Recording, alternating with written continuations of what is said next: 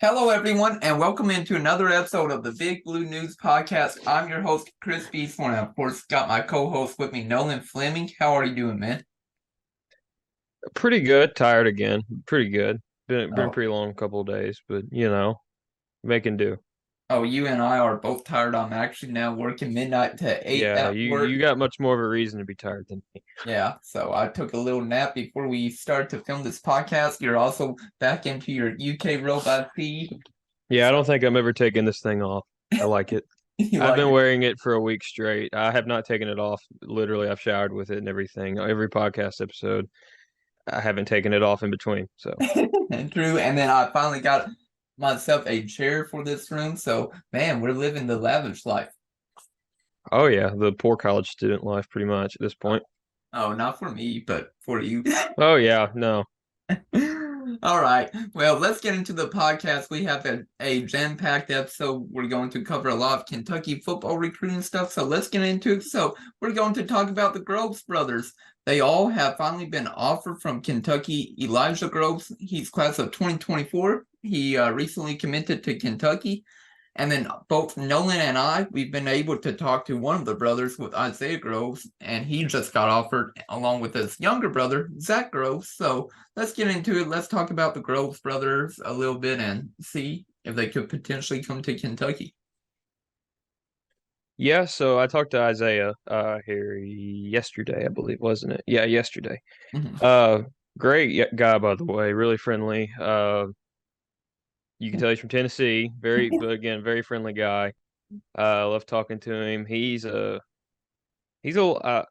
lot like Patterson in a way because I mean you can tell that he's really focused on his development as a player. He really wants to go the place that will best prepare him for the NFL, and Mhm. so he clearly has aspirations like that. As far as who's going to get him right now. I think right now it's NC State and Kentucky are the top two, as Yeah. just judging from the way he talks. Yeah. Uh, that's just now there are other schools in there that haven't quite offered yet, but they will. They're gonna offer him Yeah. because honestly, I expect him to kind of just start shooting up the boards, probably starting this year.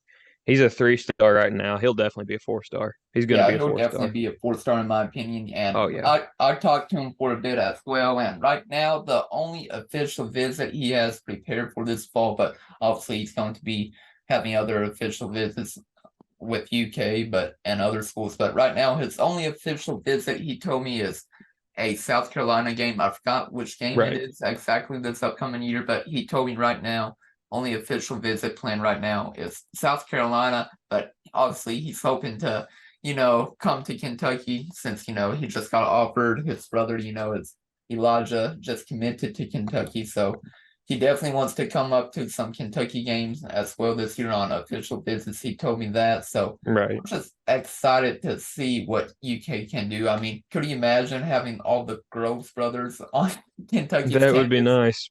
And then also, you can't forget the Caddis brothers, too. I mean, Josh Mm-mm. Caddis is already at UK. So he has also two younger brothers who I think both have been offered from Kentucky. Yeah. And but as far as Isaiah goes too, he says he's got plans to visit I believe it was Purdue, Vanderbilt, Tennessee, Clemson, and Wake Forest, and Missouri. Missouri was also in there.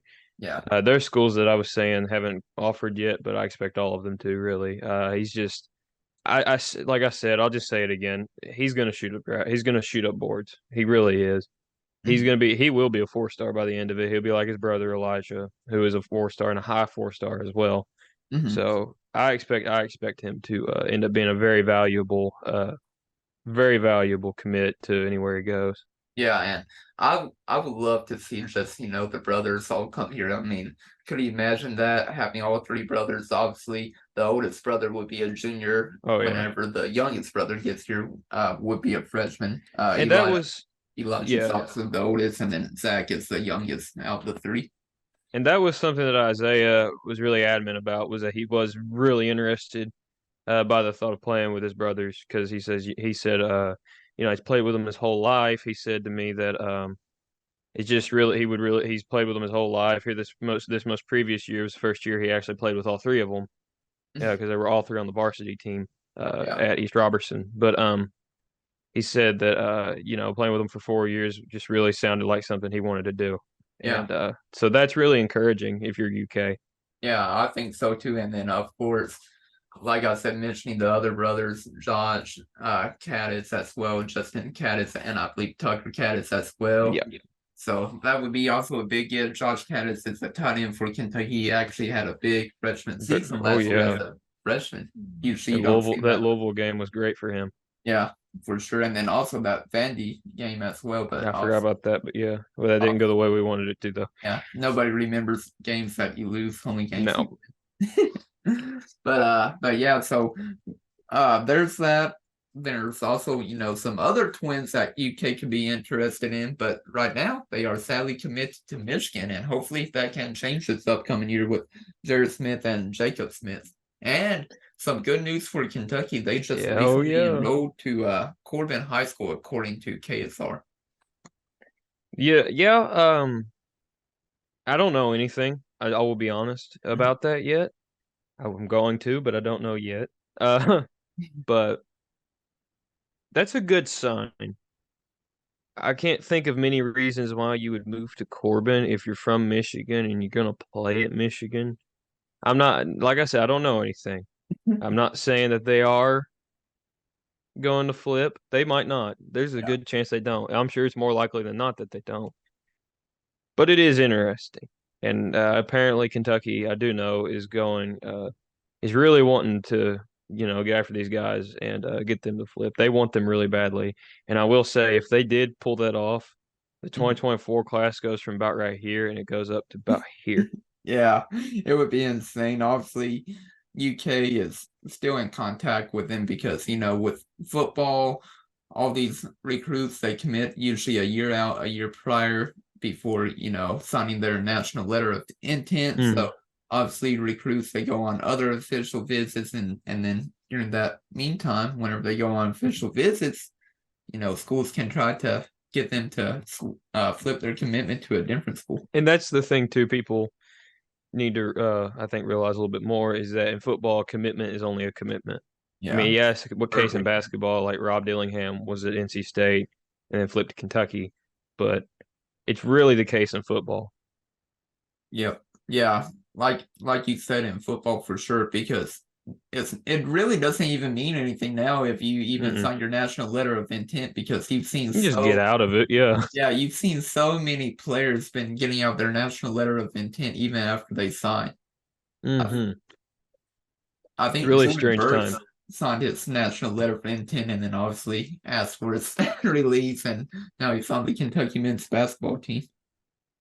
Yeah, but yeah, I remember that. But like you said,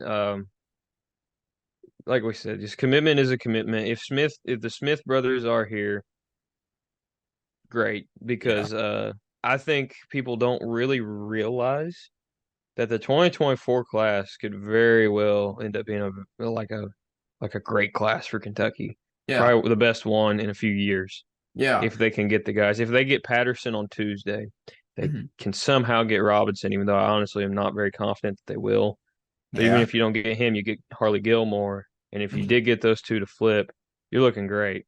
Yeah, I mean, it's just going to be just a toss up with Brian Robinson because I think it's down to three schools. I think it's down to Michigan, Penn State, and Kentucky. And it's obviously one of those Yeah. three schools, in my opinion, will just be able to get him some way, somehow. I don't know who it will be, but obviously, we're all hoping it'll be Kentucky. Brian Robinson just recently was also working out in Kentucky, close. So Oh yeah. we We got to mentioned all get hyped for that. yeah, we mentioned that earlier in a podcast before, and I don't know, man. It would be crazy to just see Brian Robinson, the Smith brothers, and then Jason Patterson, Harley Gilmore. I mean, that class would be insane just then and there. It really would. Um, Especially on the offensive side of things, if you got Patterson and Gilmore, like And then Cutter Bowley. and Cutter Bowley, like that's your future right there. Yeah, It just that's your future. And then if you add the next year Isaiah Groves, I think that would end up being a more important addition than anyone really realizes right now. yeah, So and like Kentucky too with 3 stars. I know 3 stars a 3 star, but yeah.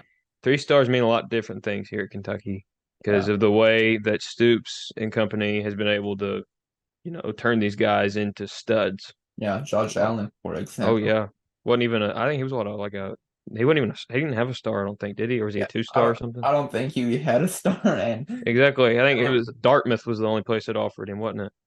yeah, Other than Kentucky. yeah, I'm not for sure, but yeah, Josh Allen, he was so skinny. What was he like 210 Oh yeah, probably? he was nothing. He was a twig. Yeah, he was like 210 entering his like freshman year, and then he got up to like 260 or something. Yeah, he turned into one of the most dominant edges in probably recent college football history. Yeah, for sure. And obviously he got drafted number seven. Pro Bowler and a Pro Bowler and an All Pro, I think. Yeah, but hopefully the Jaguars can do something big this upcoming year with Josh Allen on the team.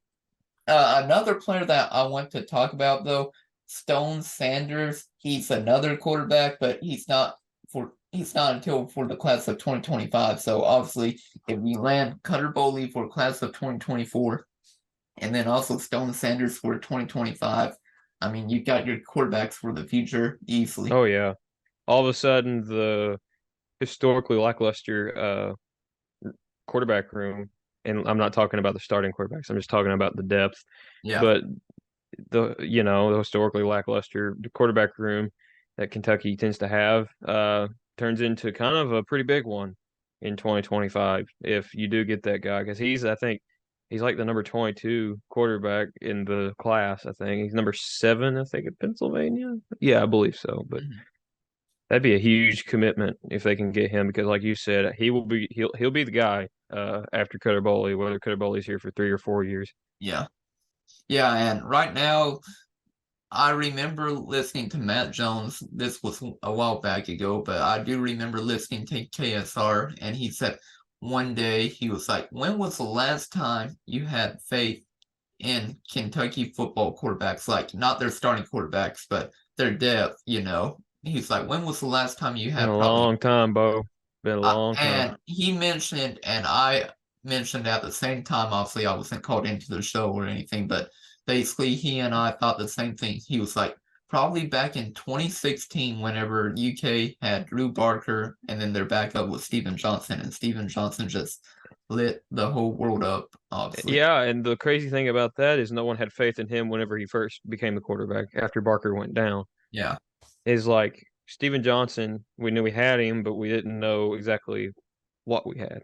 Yeah, and he went to Grambling State University for Right. a year or two. Then he went to a JUCO college, Hmm. and then basically after that he came to Kentucky, and then had a great 2 years here. Obviously, Probably sadly, became probably in the Stoops era, in my opinion, became the most important quarterback that we've ever had here. he's honestly my favorite quarterback of all time. Obviously, since I've been born, like I know I get a lot of hot takes, but I think Steven Johnson's like my favorite quarterback, the best quarterback, like at UK. Obviously, like people can say, Will Levis or Terry Wilson, Oh yeah. name those two quarterbacks that got UK to 10 wins, but I just think Steven Johnson could have done very well if he had actually the offensive line that Will Oh Levis yeah, had he would have in been his really first good. year at UK, and then Terry Yeah. Wilson as well as first year. But yeah, all I know is the quarterback future. If UK can get Stone Sanders, it will be very nice. Like I said, after that, I mean, think about Cutter Boley in 24, Stone Sanders in 25. Destin Wade could potentially still be on the team. Obviously, he could transfer out, but I think, Right. I think obviously Devin Leary will be the starter. But I think Liam Cohn will definitely give Destin Wade a shot this upcoming year. Obviously, not to be the starter, but to get some playing time whenever. Yeah. Hopefully, UK will have some nice blowouts compared to last year, where we barely blew out any team, if anything. No, it didn't happen for some reason. I don't understand either. Even the Youngstown young, State game. Yeah, yeah, that wasn't even really. I mean, that didn't really get to the point where we could put in whoever. It took a yeah, while at least. yeah, And yeah. Northern Illinois, I think they barely won that game. It's like Yeah, by they 8 or barely whatever. won that game. I was at that game, and I thought we were going to lose because they got that big like completion. And I'm like, oh no. Yeah, I remember that. That was scary. But no, it's been a long time. Really, I don't know if I ever have had. Well, would you maybe say 2015 when they had Tolles and Barker? Yeah, but I mean, that team wasn't good, but like still, I think that's a fair assessment. yeah. But it'll be interesting to see how Liam Cohen will develop the quarterbacks over time. Obviously, he's the offensive coordinator for Kentucky, and hopefully this time he'll stick around for at least 2 or 3 years because Please, I will. If they need money for his contract, I will hand it over. he will handle. I might not have it, but I will hand it over. I mean, he's getting paid well, so I don't see why he would leave 1.7 million this upcoming year, bro. Dude, I wish I was getting paid 1.7 million. You should start paying me 1.7 million for doing this podcast. Oh yeah, I wish, bro. If only I had the money for that. But $1.7. yeah, he's getting paid more than our new assistant coach for basketball, Chuck Oh Martin. yeah, a lot. Yeah, like he's only making, I think, like 300K. That's also another thing if we want The to nice talk about. paycheck too, though. Don't get me wrong. 300K Yeah, is pretty nice. yeah. Chuck Martin, obviously the new assistant coach for Kentucky men's basketball. They just announced his contract details. It's a 2-year deal. I believe the first year is 300,000. His second year is 350,000. So he's getting like a 50K increase. I'm like, man, I How wish. much? How much does Orlando make? Does I'm not for sure, but he made a good? I thought he made quite a bit let because me it took a let me little bit see to if get I him back. can look it up in the meantime. But I'll still take 300K though to like live in Lexington. Oh yeah, I definitely would. Orlando makes 850,000. That's a pretty good payday. Yeah, I'll take that. So Yeah, yeah, I would definitely take that. Cal, if you're listening, I will take 100,000 actually. That'd be all right too. yeah. Hey, Cal, just sign us up for your coaching staff right now, please. Yeah, I can help. We'll help like with missing shots on purpose, so players can get rebounds and Oh all yeah. that fun stuff. Maybe we'll hit the half court shots, at the end of practice, and so everybody. John Welch is making 250,000 in his first season, so he's actually making less Chuck. than Chuck. Yeah, So and Welch is probably, again, I'm going to say this a bunch this year. John Welch is the most important assistant coach we've had here in like 10 years. yeah. I think he's probably up there with Kenny Payne and John Robick, I probably. think he really is. I mean, I think he's gonna end up changing a lot of things around Yeah, here, which yeah, for the better, by the way, too, because offense is kind of what's killed us in the and tournament. yeah. Well, I mean, the offense hasn't been that bad, in my opinion. I know a lot of people complain, and I've complained about the offense with Kentucky basketball, but it really hasn't been that bad. It's just like tournament time, we're injured, so we can't, move as I well. I will say I agree with you in a way, but also I used to think that, but then I just went back and tried to watch some games from last year, and watching the offense is like watching paint dry, in my opinion. It is pretty boring. Like it's like watching Case and Wallace throw up a brick from about 20 feet out. It's not even a three. Yeah, It was pretty annoying there at yeah. the end of the year. I But remember. like you said, he was injured. We were injured. I think that had a big effect on it. Yeah, I remember the worst offense that we ran in a win was UK versus Michigan in London this past year. Soccer Oh brother just no, that chucking was up bad. shots at the end of the shot clock Oh, and it was going in. that that made me understand why people didn't like Severe Wheeler too much. Well, I'm not. I like Severe Wheeler. I actually thought he was a pretty good player. But oh Lord, he during that game now he hit some threes. He hit like two threes. But he also threw up some shots in that game that made me just kick my TV. Like it was he, bad. he had to because of the shot clock going down, man. I'll never understand that either. Why did we play so slow last year? Why did we dribble, dribble, dribble, dribble, dribble, Mhm. and make like one pass, to about the wing or something, beyond 3-point line. Dribble, dribble, dribble, dribble, dribble. Give it back to Severe. Oh crap! There's 4 seconds on the shot clock. Got to throw it up. Yeah, well, at least this year Kentucky will have some guards that can actually like dribble, like attack the paint, be able to pass with DJ Wagner, Rob Dillingham, Reed Shepard. I think this year's team could be really great with Oh point yeah, guards and everything. Because I mean, over the years we haven't had great guards recently. Devin Askew and Sapir Wheeler. I like Case and Wallace and Ty Ty would have been nice. yeah. Wallace was a very good point guard. Whenever he actually did get to play point guard. Yeah. Ty was really good as well when he got to play point guard, but that wasn't too many times. Yeah. Let's just make a point never to have the Devin Askew thing happen again. That was bad. Yeah, where he would pick up the ball at half court, basically. That and they all talked off season that year about how great of a shooter he was going to be. Yeah. That didn't pan out either. I mean, that dude. Oh, I don't know. He seemed like a good guy. Don't get me wrong, Yeah. but not a good player. Not very Yeah. good. And When he was here. Now he did get. Now he played pretty good this past season at Cal. So yeah. good for him. Yeah, he's been everywhere recently, Kentucky, Texas, Cal. So Did he transfer out of Cal or is he still at Cal this year? I think Or he's this at Cal because he's from the West Coast, I I believe. thought that's what was gonna happen. Yeah, I thought that's where he was. Yeah, he's still at Cal. Yeah. I mean, like I Remember said, Chris Beard at Texas when he said that he had potential to be one of the all-time greats? yeah, and then he transfers out from Texas. He averaged 2 points a game that year. It'll be interesting to see this upcoming year with Ole Miss, though, with Chris Beard. Oh, Uh, they're gonna be good. They're gonna be good. yeah, Chris Beard is one of those coaches where when he gets there year one and you're automatically good. yeah, because he'll be replacing the GOAT Kermit Davis. Because I remember Kermit Davis, he was at a CUSA school before going to Ole Miss. I forgot which school in the CUSA. And Uh, Middle Tennessee, I think. I don't think it was Middle Tennessee. I I, think it I was. can't think of it, but basically, I went to school at Western WKU, and obviously WKU CUSA conference, and I just Hmm. remember me and the other students would be like, "Why is your name Kermit?" Uh, Kermit was at Middle Tennessee from '02 to 2018. Then he was at Ole Miss. Yeah. Oh, So really? Well, I thought it was a different school, but yeah, people, all one the point me, no points you, Chris. oh yeah, I guess I would not be good at trivia, but yeah, we would be like, Kermit, why is your name that? Kermit the Frog. Are you a frog? Being a He student, should be.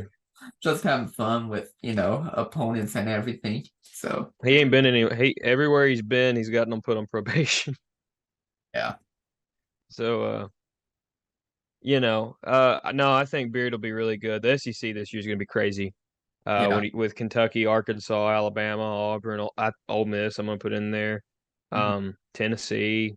I'm still missing things here. I think Vanderbilt's going to be better this year than they've been. yeah. If And they can keep rolling from where they ended last year, they're going to be a threat. yeah, I agree for sure. I mean, Kentucky, for some reason, it's so weird. Kentucky will always blow out Vandy at their stadium, at Vandy Stadium, but then the games are always so close at Rupp I Arena. know, and I don't, they're also not fun to watch either. They end with a score like 55-48 or yeah, something like yeah, something crazy. yeah. I remember this past year I was at that Kentucky Vandy game at Rupp Arena, and I was also at the I hated that game. yeah, and I was also at the SEC tournament game as well whenever Kentucky lost to Vandy. So it was not fun this past year to see No. Kentucky lose to Vandy with a game winner, and then also in the SEC tournament. And UK should have easily blown out Vandy in that game. They got up 14-3 at the very beginning, Oh and yeah, it shouldn't have even been close, really. Antonio Reeves was going insane, bro. It was And just then in the SEC tournament, just went cold yeah, there in the second half. That killed it. yeah. Kentucky hadn't won an SEC tournament game in a little bit. Well, no, they won one. They They're won one. one. They're 1-5 or 1-4, I Yeah, think, in the last few years. they beat Vandy the year before and then They lost to did, didn't they? Yeah, because then they lost to Tennessee. yeah, He and got stomped in that game too. well, they came back and almost won.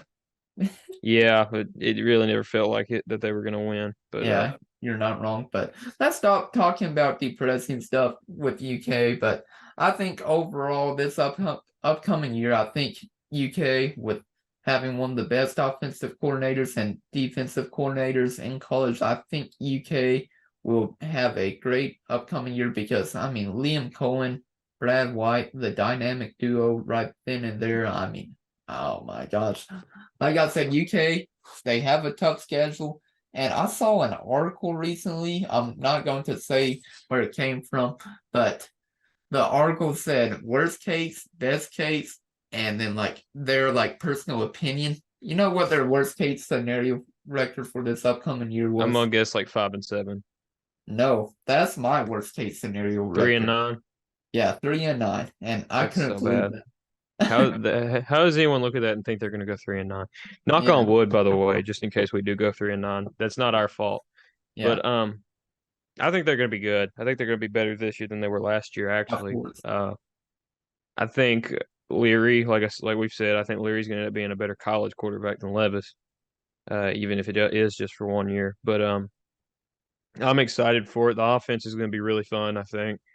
You got probably one of the best receiving cores that we've had in a long time. Yeah, and they're Uh, young too. I mean, Dan Key, Barryon Brown, both sophomores, exactly. They're and young but experienced. Young but yeah, experienced. yeah, and then you also have the wide receiver. I'm blanking on his name, but last year he didn't, or he got. Tavion Robinson. Yeah, Tavion Robinson. He's back for another year, so I'm excited about that. Under a Liam Cohen offense, he's Mm-hmm. going to get a lot more touches and everything. Cohen recruited him. Yep, He Liam came Cohen for Cohen. recruited. Yeah, Yeah, there's the whole thing where they were afraid he was gonna go somewhere else after he committed. yeah.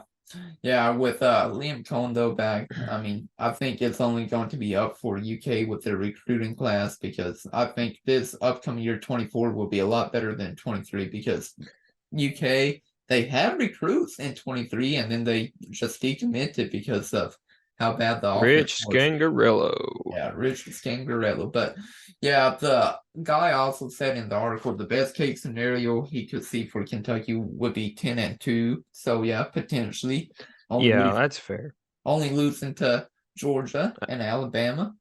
And then his personal opinion, he said, I believe 9-3 with a loss to it might have been 8-4. I can't remember, but it was one of the two. With Mm, I know I remember the third loss was to Tennessee. He had, and like I said, we right. discussed previously in the podcast episodes. We'll have a whole podcast episode just for that in the future to talk about the upcoming schedule because we are so close away. We're about what 30 something days away, like 30, 35 or something like that. But yeah, we're getting there, 36. man.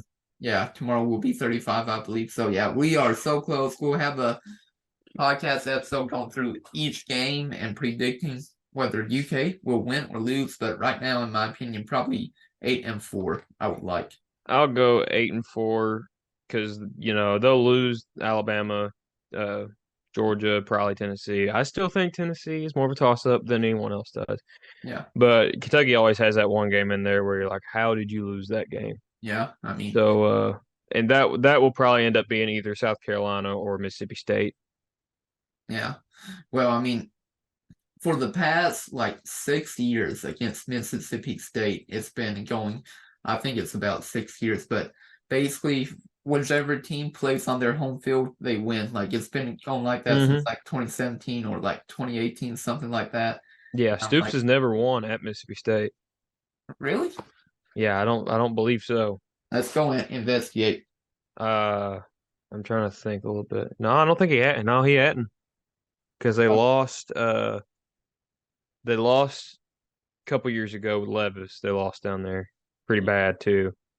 They Yeah, lost down there the year they had Sawyer Smith when he was because that was when he was hurt, yeah. I'm going to investigate a little bit.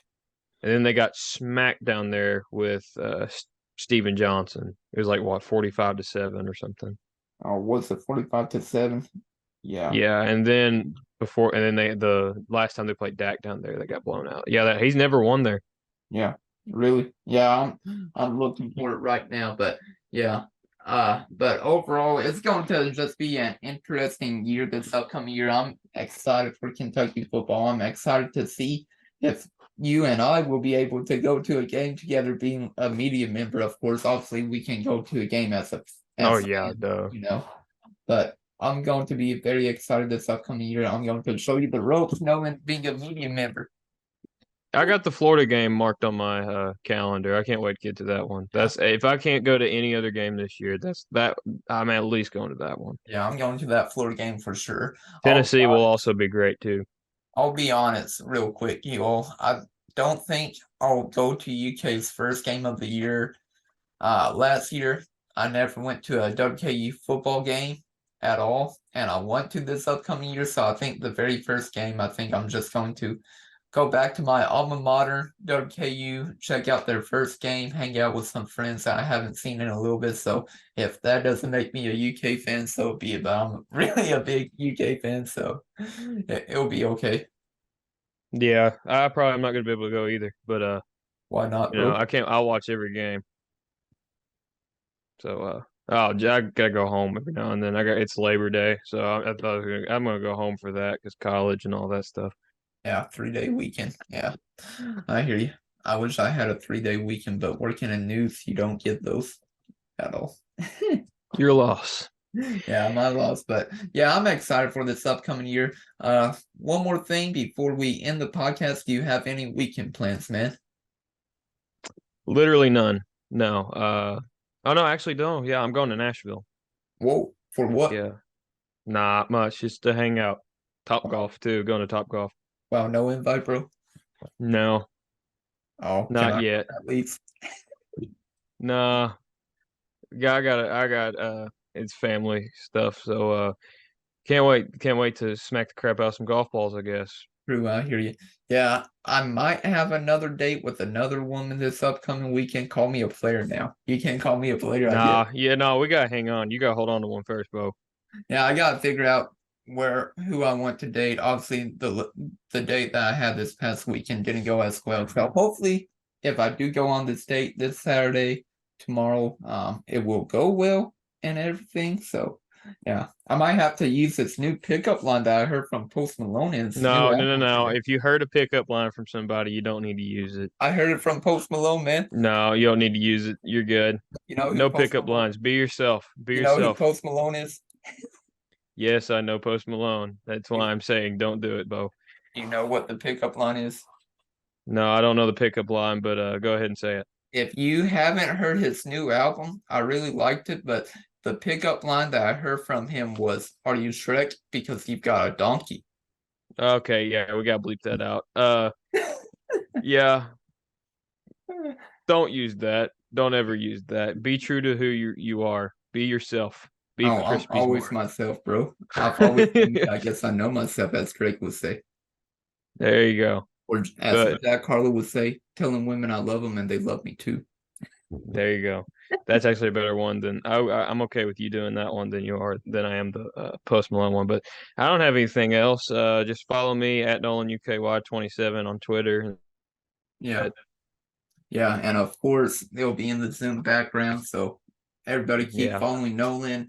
I'll have also an update on the Groves brothers on A Sea of Blue. So once that article gets published, I'll also share that on my Twitter feed. So just keep an eye out for that. And obviously we'll be back next week with an episode, and hopefully we'll have some recruits that are committed to Kentucky on this episode, possibly. Please, please, I'm ready for it. Yeah. Uh, Do you have any yeah, players in mind? not yet. Yeah.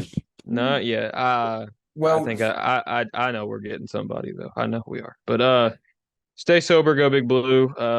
Have Mr. fun. Exhibition, Antonio Reeves. Mr. Exhibition Antonio Reeves. Stay sober, go Big Blue.